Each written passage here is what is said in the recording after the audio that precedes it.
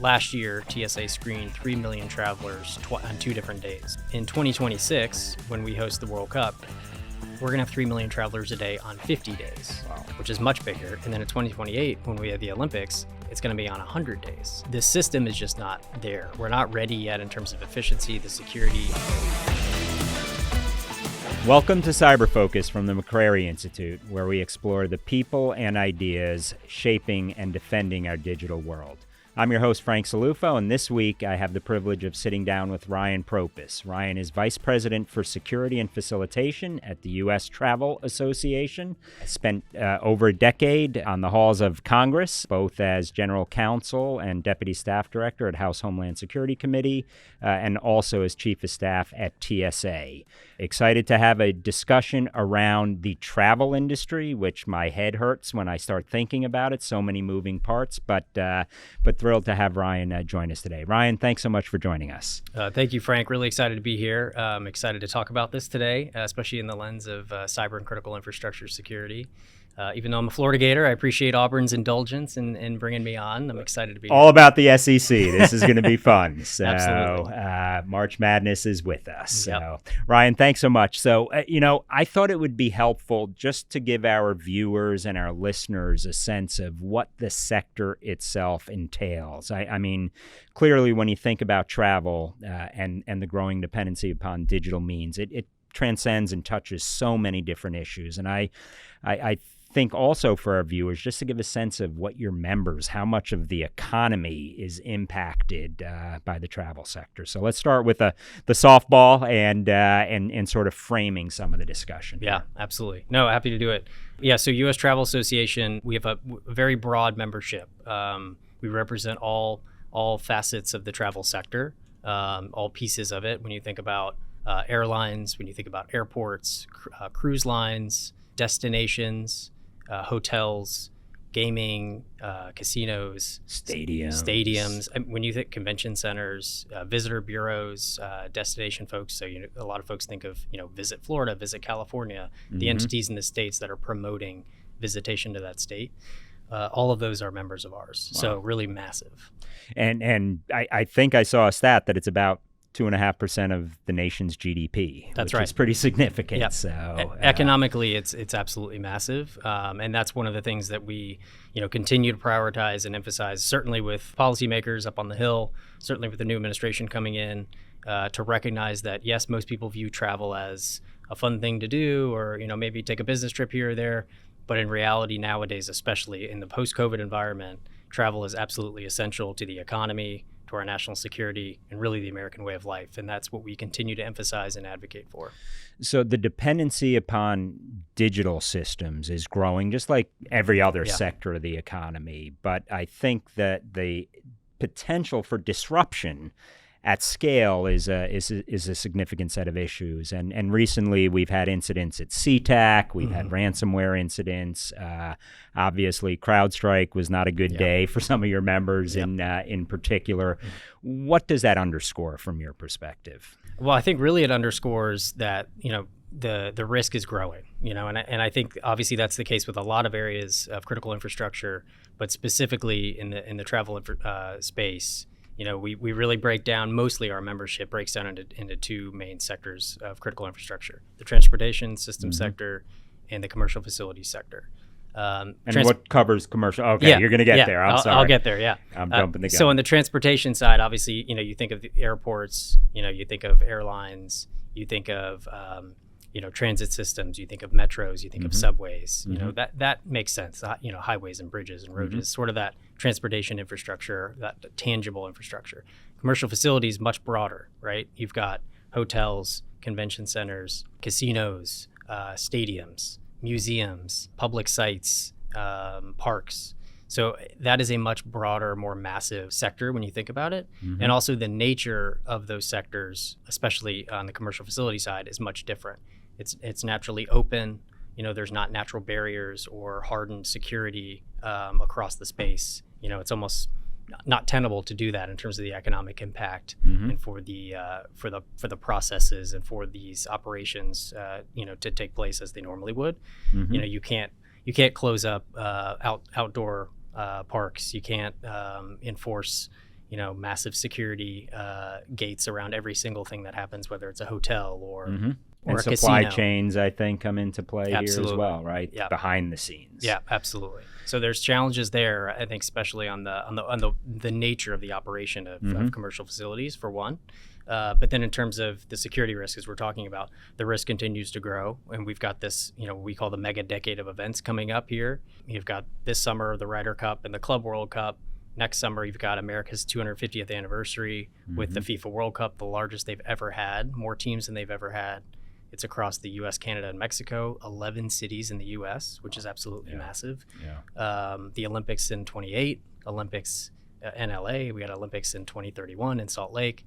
So it just continues to grow and grow. The number of international folks coming to the U.S. and the number of Americans who are going to travel around the country just going to continue to grow. The interest is really peaked.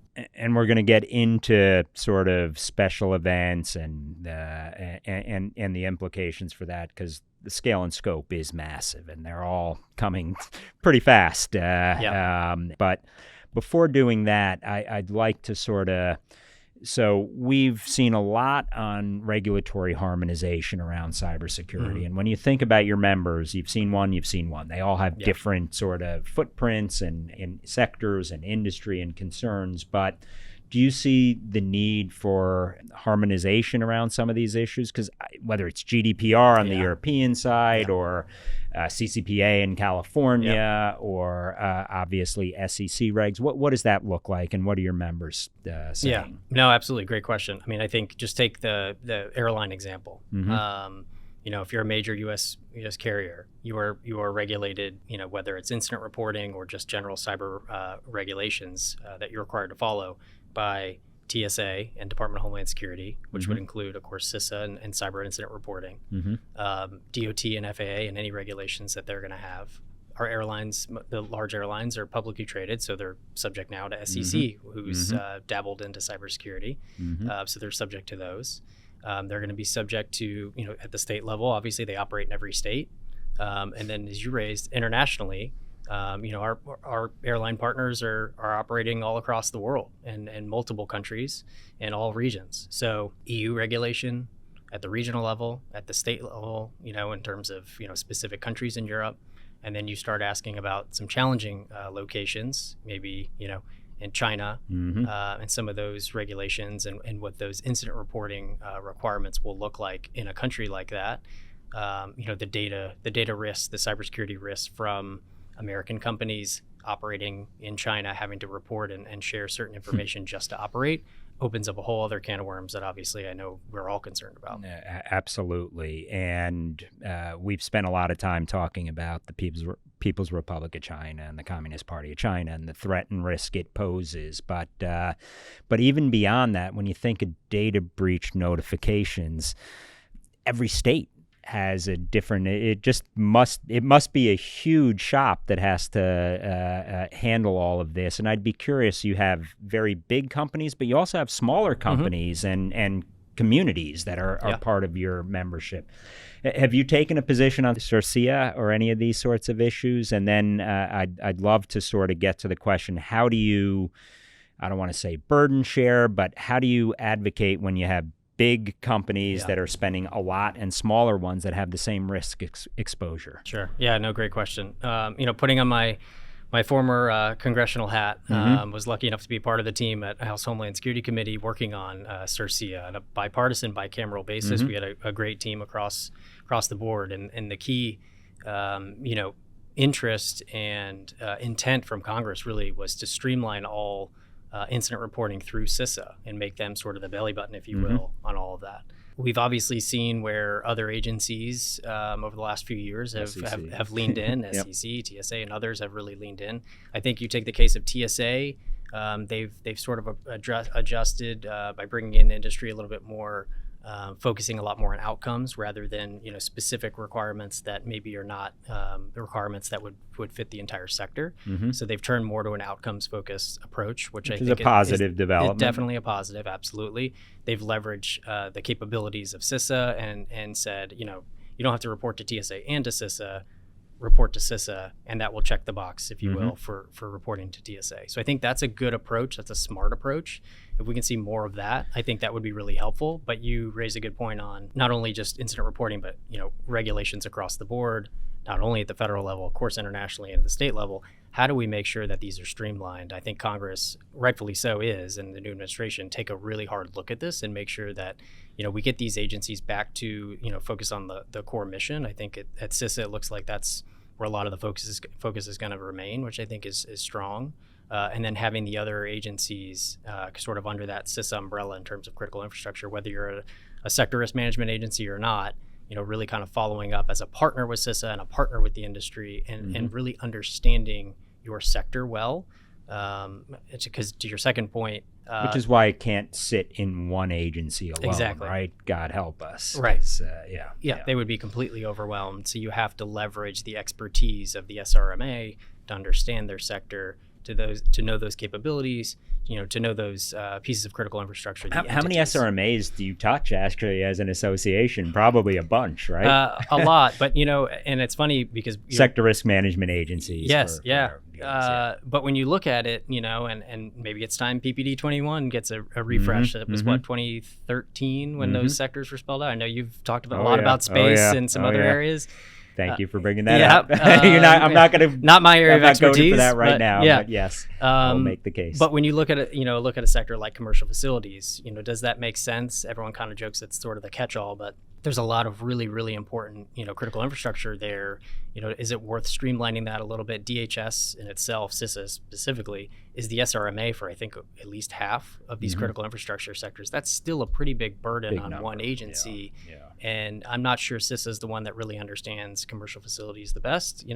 Could you leverage other agencies or departments like Department of Commerce? I think in the way transportation sector leverages the expertise of Department of Transportation, the Coast Guard, TSA. I think that makes sense. Is there a way to sort of break that down a little bit more to make sure there's a better understanding of the sector? And to look at it from a principle perspective, I think you said the key word, outcome-based, agnostic. So you also said another word, check the box. Yeah. That's my fear when it comes to regulations, that it is sort of a check the box exercise, not an outcome-based exercise. Right.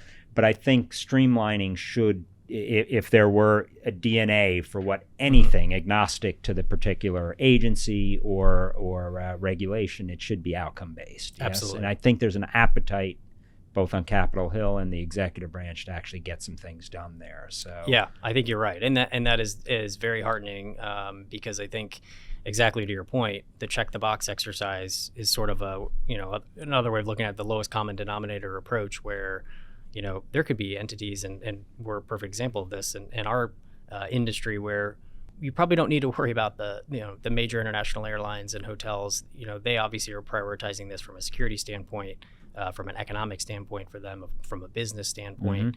Certainly, there are going to be. Although they've been impacted. They have been, and everyone, and no one is immune. But can they prioritize cybersecurity? Can they prioritize hardening their systems?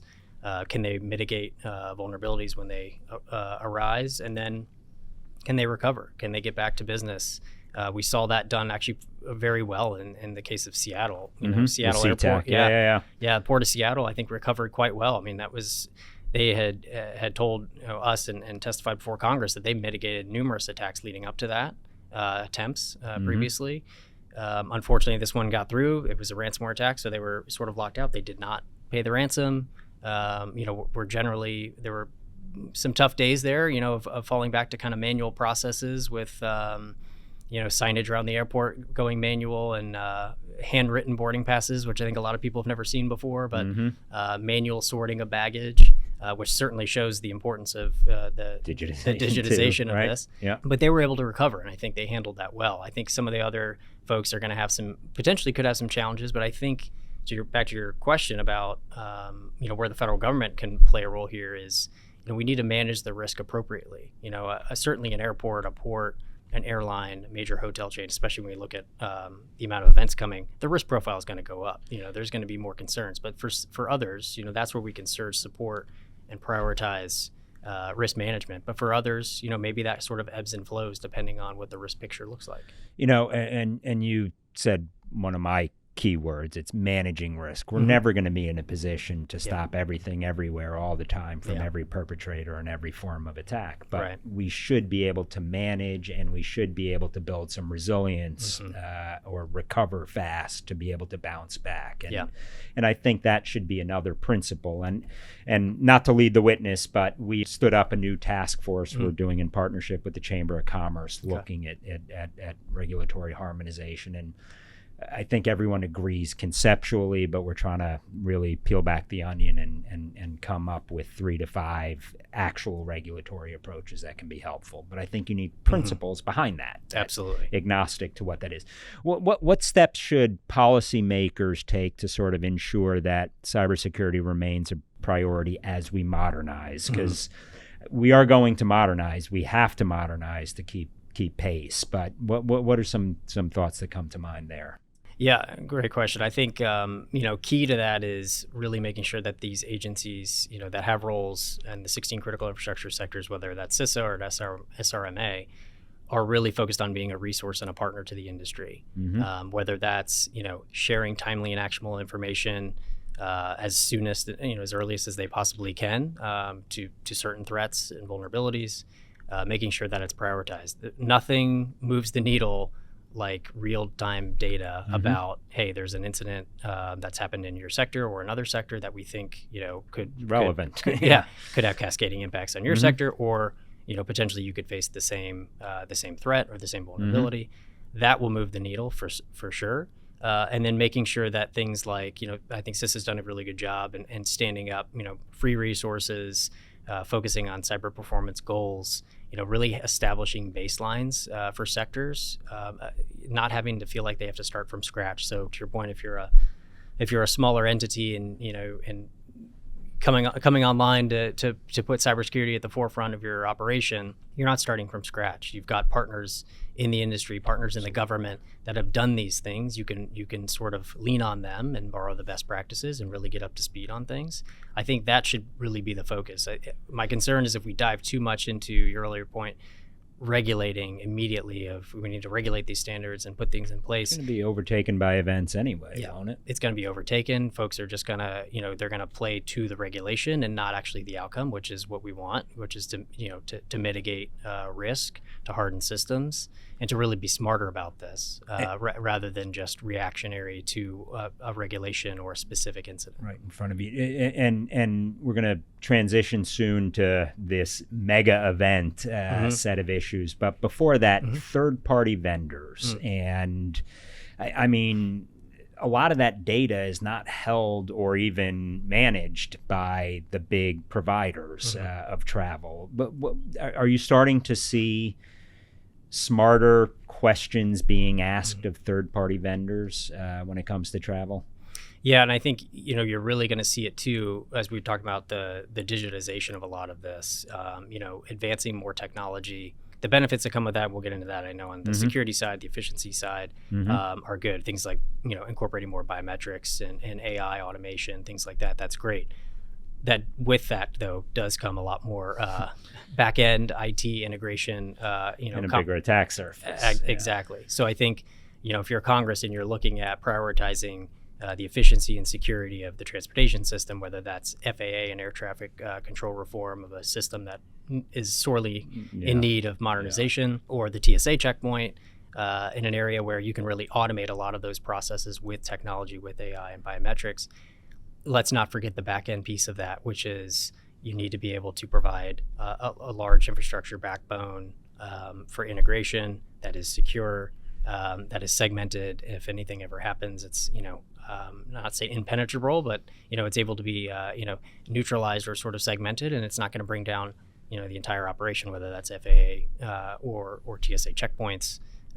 Or an airport operation completely, for example. And I just hope that they voice that. There's an old Marine Corps adage, amateurs talk strategy, professionals logistics. And logistics matter. That back end stuff is what gets you from A to B. Yeah, it's not maybe always not the most interesting, not the sexiest, but it is critically important. Yeah, absolutely.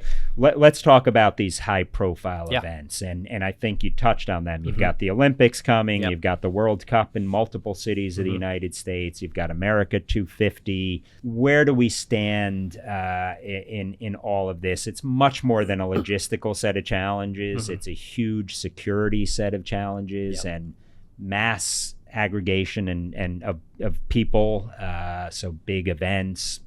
We have national security special event planning that we've done over the years, but how prepared do you think we are? And I know that's a loaded question. Yeah, I mean, no, but it's a fair question, and this is one that U.S. Travel has been looking at over the past year. We stood up this Commission on Seamless and Secure Travel, headed by experts from former government folks, folks in private industry across the travel system, security, technology, transportation. Awesome. Really great minds, chaired by Kevin McAleenan. Who's great. Yep. Former commissioner of CBP and acting secretary of DHS. Yeah, great. And so I think the challenge that we've seen is when going back and looking at this from start to finish, especially focused on the air travel system. If you're a foreign visitor and you want to come to the U.S. for the World Cup, for example, and it takes you currently right now hundreds of days to secure a visa, you're going through lots of manual processes. It's really difficult to get one. If you do actually get one, then you come in and you're waiting a couple hours at CBP Customs. The technology footprint is going to be very inconsistent. Am I going through biometric capture today or not? Do I have to have an interview? Do I not? Returning Americans are treated basically the same as a first-time foreign visitor to the U.S., which doesn't make a lot of sense. You go through a TSA checkpoint. Largely, we're still there is technology out there, and they're trying to lean in with what they have, but their resources are slim. So a lot of this is manual processes, manual bag searches, pat downs. People still have those. You still got to dump out your water bottles. So the efficiency piece is a huge challenge. And candidly, as we came out in our report that was just released last month, we're not ready. We're not ready for these mega events, and we really need to wake up to the fact that we're not ready for these from a logistical standpoint, from a security standpoint. As you noted, the increased volume that is going to come our way is something that we rarely see now. So for example, last year, TSA screened 3 million travelers on 2 different days, and that was over Thanksgiving and over July 4th. To be expected that it's higher. They've never screened 3 million before, so that's record breaking. That's only 2 days. Yeah.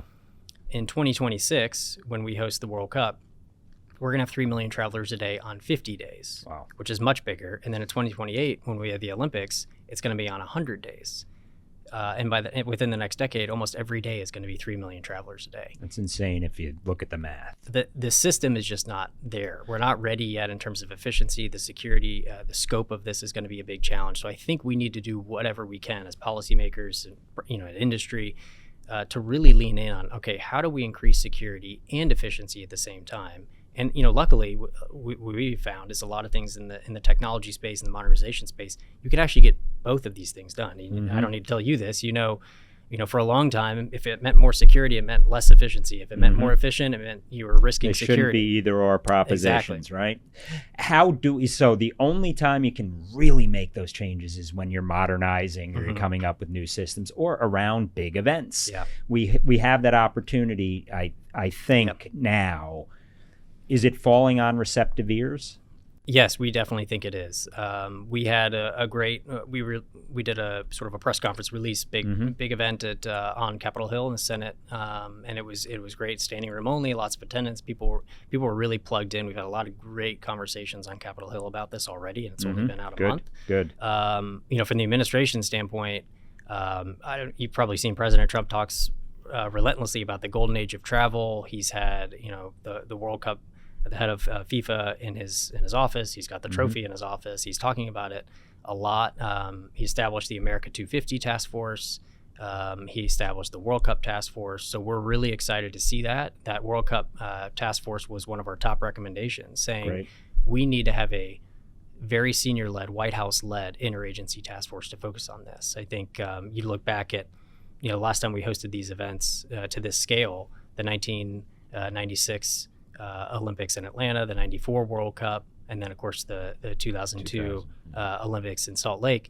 There were really coordinated federal interagency processes established years in advance. Well in advance, yeah. Well in advance. So we're actually behind the curve on a lot of this stuff. So, kudos to the administration for doing this now. We would have loved to have seen this happen candidly over a year ago if we could have in the last administration. We tried. So I think seeing that prioritization is really, really important right now. And it's going to take all of these relevant departments, state, transportation, homeland security, commerce, really getting together and figuring out, okay, we need to see this as a seamless process across the board from start to finish. We all have a role to play here. If we keep siloing little efforts here and there and keeping them separate, we're never going to get across the finish line. And I think to your point, is a perfect opportunity to do that. And with crisis does come opportunity. And I think we are at that crisis point if we don't get our act together and mobilized soon. Where does AI, ML, I mean, not to throw a buzzword here, our listeners hear a lot about that, but I think technology to improve efficiency, especially around travel and the like, can play a significant role, can't it? Yeah, absolutely. I mean, I know you talk a lot on this show about AI in a defensive context. Yeah, we talk red blue a lot, attack, defend, absolutely. But but in on our side, we talk a lot about it in our report of you can really leverage AI to do a lot of really amazing things, and the technology is out there now. I think the application of AI and ML into this space, into transportation, into travel, has really come online in the last few years, and we're excited about it. But we talk a lot about this, I think, from whether you're talking about domestic screening at TSA. I mean, you can incorporate biometric technology. They're doing that today. It's not across the entire system, but they're trying to roll it out as much as they can. You incorporate biometric technology, certainly, obviously, a big element leveraging AI there. Incorporate that across the system. You could automate identity verification. You can remove the risky sort of what I like to call the bartender method of looking at an ID and looking at a person. That's impossible. I mean, we've got fraudulent IDs coming from China that are impossible to the naked eye to detect. But biometric technology, especially the ones that are used at DHS, the CBP, and TSA especially, 99% accurate. You do a manual ID check, at best you're probably looking at 50% accurate. I mean, it's just an impossible task. So why put that on an individual? So you can automate that. It's much better for security. It's a way more efficient process. Travelers love it. We did surveys last year that 80% of travelers across the political spectrum, across whether you're a trusted traveler, pre-check, or just every so often I take a trip, people love it. They want more of that technology. I think they recognize the security value, but they certainly recognize the efficiency and the experience piece of it. And then when you look at things like the on-person screening or the baggage scanning technology that's out there, these new computed tomography machines, that's what your carry-on bag is going through. The image is much better. The hardware improvements are vast compared to the old ones, the old 2D screens that looked like an old video game. The new 3D CT machines are much better, what you can see. But the most exciting thing that we think about that is the software potential there. Because you can layer on AI and automated algorithms to detect anomalies in bags without the officer having to look at every single image, looking at every single bag. You can automatically detect that or release those bags, send those through, and then the officer only has to engage or manually check a bag that's flagged, that flagged an anomaly. And the anomaly is probably pinpointed exactly where they need to look. You can save time that way. It's much more secure than have an overwhelmed officer trying to look at all these bags coming through. So you can really have a major impact to the system. And I think you touched on, there's a lot of concern that this is RoboCop, but there's still a human in the loop, right? So at the end of the day, you're just managing risk again, and you do have someone who is ultimately trained and hopefully has experience to be able to respond to that. Yeah. I am I wrong? But I kind of feel like identity management and biometrics are sort of that's the next wave. They seem a little further behind the rest of the tech sector. Is that and that's a gut check. Am I right about thinking that? Or I don't know if I would say it's behind. I mean, there's a lot of comfort of use. Yeah, I think there you still see whether it's on Capitol Hill or certain segments of even some travelers or other folks are still a little hesitant. I think there's unfortunately a concern, whether justified or not. I think there's a concern of this surveillance state or some of the things that you would see in a a place like North Korea or China, where they've got cameras on every corner and they are actually surveilling literally folks. Yeah. We're not doing that in the U.S. That's not what, for example, TSA or CBP would be doing in an airport environment. It is for identity verification and security confirmation. That's the intent of it. If we need to put some guardrails around it, I know there's been some conversations in Congress around maybe putting some guardrails around it. That's a conversation to have, but we don't need to, throw everything out. There's so many benefits. So just, I think there's a way to get a handle on it. But, interestingly, I think that's another area that's ripe for federal leadership, though, I would say, in this space. I think, to their credit, DHS and CBP TSA have really going as far as they can with their authority. And they've really led the way in terms of looking at standardization. NIST has done a lot of work in this area with ISO International Standards body, looking at standards across the board. TSA is really the most common use of biometrics, TSA and CBP. For identity management and for biometrics. So they're kind of leading the way by default, almost, if you will. And I don't necessarily think that they want that role. I think it's just sort of happened. But if you look in, the financial sector, a lot of other areas, identity verification, identity management has been key, and biometrics have been a part of that. So I think there needs to be a little bit more of a federal leadership interagency approach here. To say, hey, we can't just look at transportation as its own or finance as its own. There's a lot of overlap here, and I think you could use that technology across multiple sectors. Well said. And it seems to always fall down, what's the perfect biometric? Eyes, fingerprint, whatever it is. That's the wrong question. It's literally the wrong question. So I think it is about identity management. Before moving on from big events, I mean, so with the Olympics, World Cup, the numbers are going to be gargantuan. And what are the most significant security risks, and how do you think cybersecurity fits into that? Well, real quick on the numbers, I think you're spot on. I mean, if this is done well and we're actually able to kind of modernize our system, we could be seeing up to 40 million international visitors, and the impact on the economy is significant, huge, right? An economic impact of almost $100 billion. So this is not some Taylor Swift tour that we want to capitalize on. You're talking, which is pretty big, which is also actually pretty big in a lot of these cities. Having a daughter is a Swiftie. So, but it is a massive impact across the entire country at the state and local level, and will have a huge economic impact. But the risks, to your point, are there. I mean, we can't shy away from them. I think recently we saw the Conference of Mayors put out a letter request to Capitol Hill asking for additional Homeland Security grant money, about $600 million for these World Cup host cities and some of these base camp cities, the cities that basically host the teams and where they're going to be and train. Because they recognize this. I think they see that their resources are going to be stretched thin at the local level. And I think the biggest challenge is the federal government is probably going to be stretched pretty thin. Absolutely. As you noted earlier when we started talking, I think every World Cup match, which there's almost 80, I want to say, that are taking place in the U.S. all across 11 cities, every single one of those is going to be rated a Tier 1 or Tier 2 event, which is basically a Super Bowl. So if you think about that, we're going to be having multiple Super Bowls for over a month and a half straight, back to back, sometimes simultaneously across the country. So DHS, who's the lead on all the the security management piece of that, that's going to be a heavy lift on them. And that's certainly on the physical security side.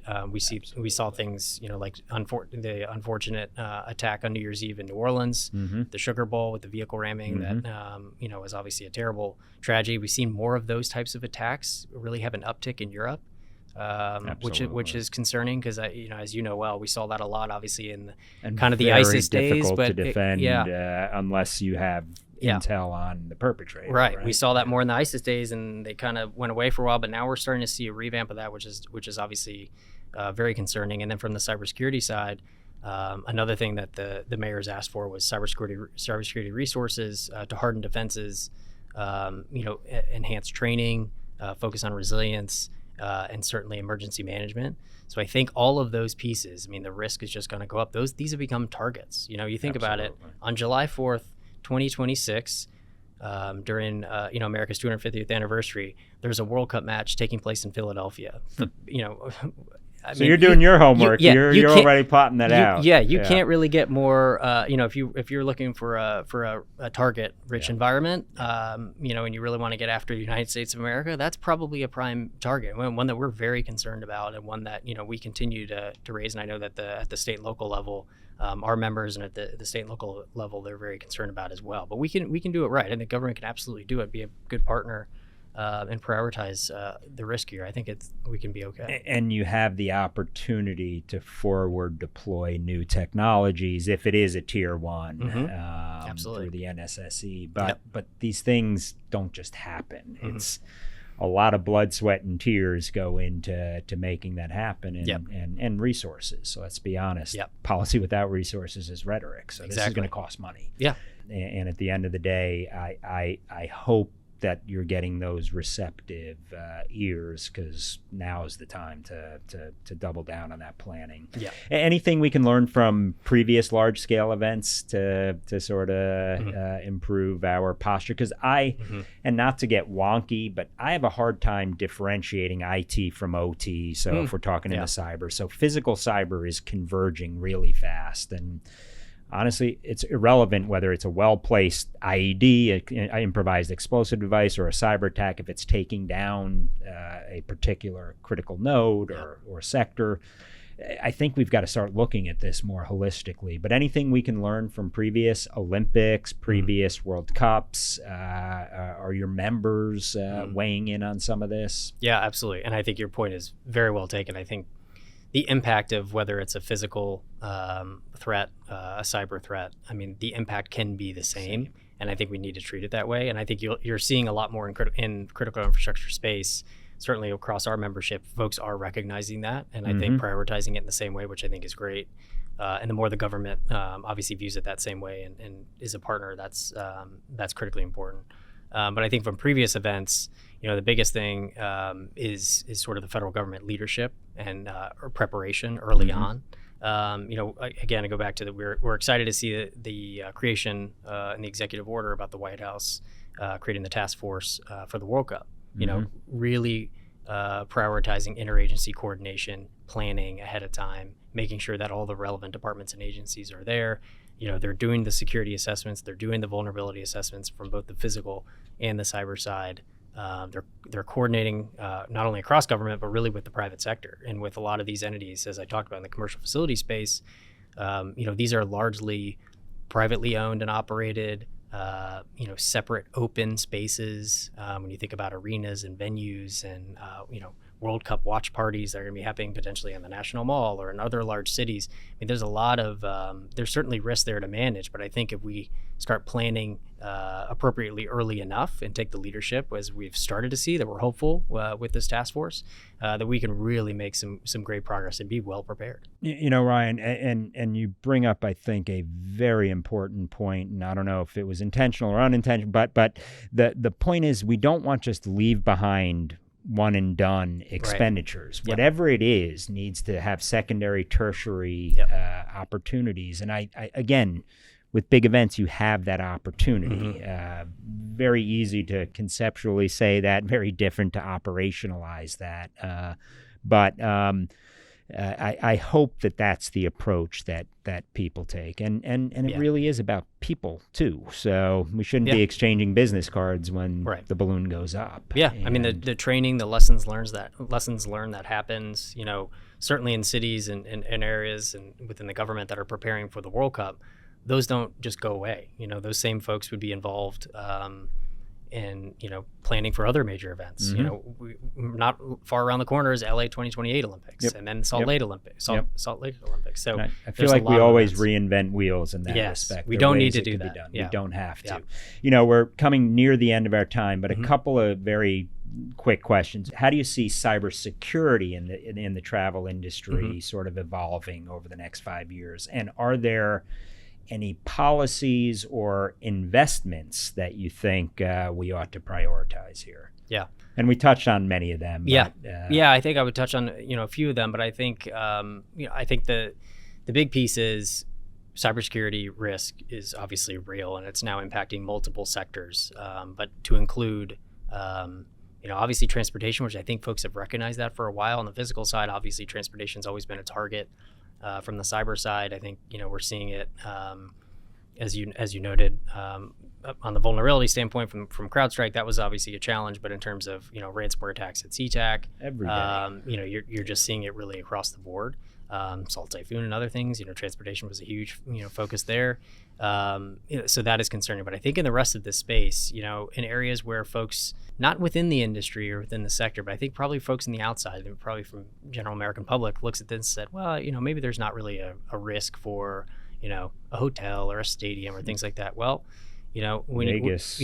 when you look at it and the way that it's prioritized internally, it absolutely is a real concern.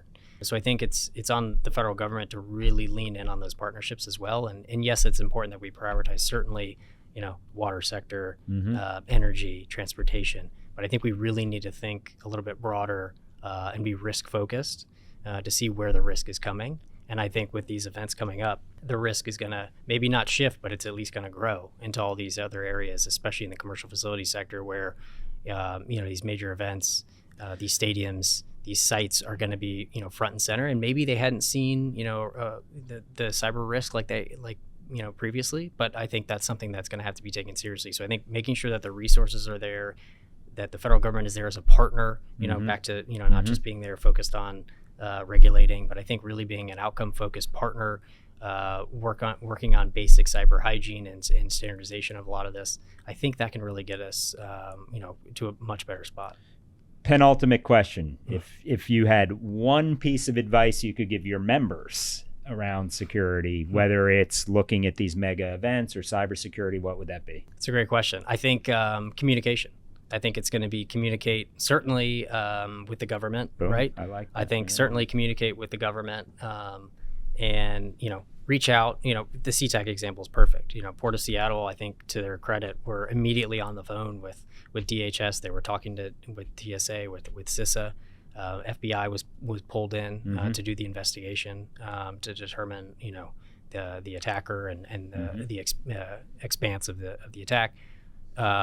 But also, but I think also communicating internally as well. I mean, obviously, no surprise, in a lot of sectors, there's competition within those sectors, especially ones that are largely privately owned and operated. But was really heartening about SeaTac's approach was, not only did they come and testify about it before Senate Commerce, but they talked about, hey, we're going to share this information far and wide with our partners, with other airports, with their competitors, frankly. To make sure that none went into the business thinking security was their day job, right? But it's all of their day jobs. But they've prioritized it, and they're now sharing information with others to say, hey, I want to make sure that you don't go through this, and if you do, this is what happened, this is how we handled it. Maybe you could take something off the shelf from us and incorporate that into your system, into your planning, into your continuity planning. So, Ryan, last question: what questions didn't I ask that I should have? No, I think we covered it. We covered all the great pieces of technology.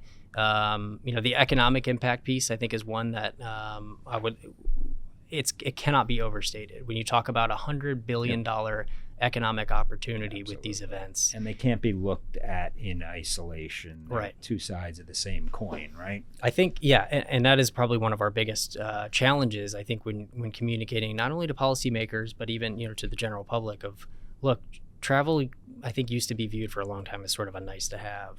I think people started to view it differently during COVID when you couldn't do it, whether it was for personal travel, business travel, whatever that was, when folks started to see that being taken away and realizing, wow, this is really, I feel that travel is essential to my life, right? I want to see family. I need that, business meeting or whatever that is.